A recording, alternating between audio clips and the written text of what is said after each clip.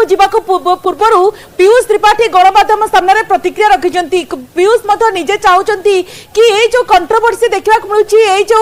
समस्या देखा मिलूँ तार गोटे द एंड होगा दरकार तार गोटे समाधान होगा दरकार एवं पीयूष कहते ये समस्या दूर होगा दरकार एवं गणमाध्यम प्रतिनिधि उत्तर में पीयूष जो बैठक को जीवा पूर्व प्रतिक्रिया रखिंट टंका फेराई देबे गाड़ी फेराई देबे एवं ये यात्रा कलाकार मालिकों कथा जहाँ निष्पत्ति नेबे ताकू मानिबे बोली पीयूष आज प्रतिक्रिया रे कहते। तो बैठक तो वर्तमान समय चली बैठक पर कौन निष्कर्ष बाहरुची एवं तापर मत नजर रहउची किंतु आपण जानती ये जो चर्चित वर्तमान समय घटना सामना को आसूची जहां नहीं अनेक प्रश्नवाची सृष्टि होची। डॉक्टर माधवानंद बेहुरा अछंती यात्रा समीक्षक। माधवानंद बाबू आपन को स्वागत। वर्तमान यात्रा रे अनेक कंट्रोवर्सी सामना को आसूची मालिक संघर जो बैठक आपन कोन लागुची गोटे किछि निष्कर्ष बाहरी पारे काहेकि ना बहु विलंबर हेले भी आज मालिक माने एकजुट होइछंती काहेकि ना लक्ष लक्ष यात्रा प्रेमी को हृदय को एभली जो चित्र आसूची कंट्रोवर्सी आघात देछि। ठीक कथा आपण कहते जो यात्रा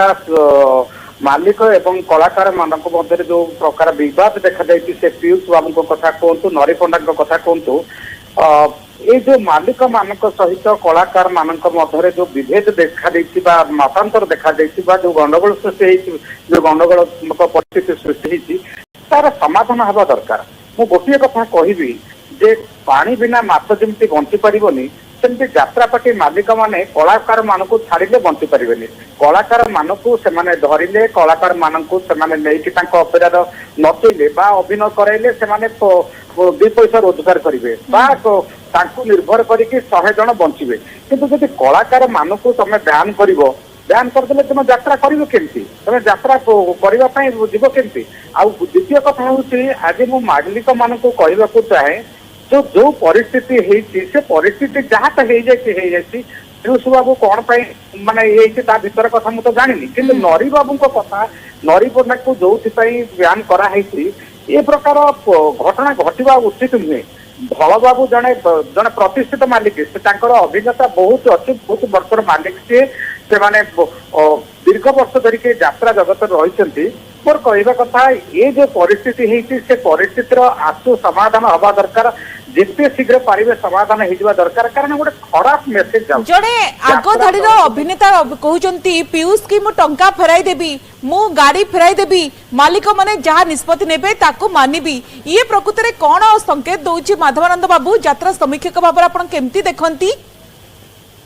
शुणु पीयूष बाबू जहाँ कहते सेटा गोटे भल कथा कथा होची से जदि भी किसी भितर मनांतर होती भूल भाल होती से तो चाहूँ फेरे देवे से फेरे देले जे समस्या समाधान बता नुहे सी गोटे अभिमान कर गोटे कलाकार एत वर्ष धरिक से अभिनय जगत रही से अभिमान करके बर्तमान से कहते मुझे फेरे देवी मुझार अभिनय करी यहाँ गोटे समाधान मार्ग नुहे जहाँ भी किसी आम यात्रा जगत में कौन मुखिया नहांती समाधान करने कौन बुद्धिजीवी मान नहांती तार गोटे समाधान हवा दरकार। समाधान नहेले ये गोटे खराब परंपरा सृष्टि होती। आज पीयूष बाबू कहते मुझे अभिनय करी नरी पंडा कहते मुझे अभिनय करी जदि एमती जड़े जड़े अभिनेता अभिनेत्री माने बर्तमान सामना को ओह्ल आसिले कहले जदि नरी पंडा को बैन करा जाए आमे यात्रा अभिनय करूनी आमे विरोध करूँ ये जो कथा मालिक माने सेपटे गोटे दल हो बैठक कर निर्देश किसी बाहर नहीं जाए जो आज जो कथा आप कहते शुणुली यात्रा पार्टी मालिक मानकर गोटे बैठक बसी से बैठक चिट्ठी करथिले कि वर्षे 2 वर्ष से घरे रहिबे पारिवारिक समस्या रही स्वास्थ्यगत समस्या रही आपण कौन भावुंट जोड़े आगधाड़ी अभिनेता परिप्रेक्षी में यह कौन संभव हो पारे कि जड़े वर्षे 2 वर्ष घरे बसी पार नाई नाई सेमती कथा नुहे। पीयूष बाबू गोटे अभिमान कहते जेहेतु गोटे लक्ष लक्ष टका 80 लाख टका नहीं डिमांड कर जो आरोप आसी से आरोप से माने विव्रत होगा अभिमान कर कहते ना मुझे अभिनय करी 2 वर्ष पर्यटन अभिनय करी वर्ष पर्यटन करी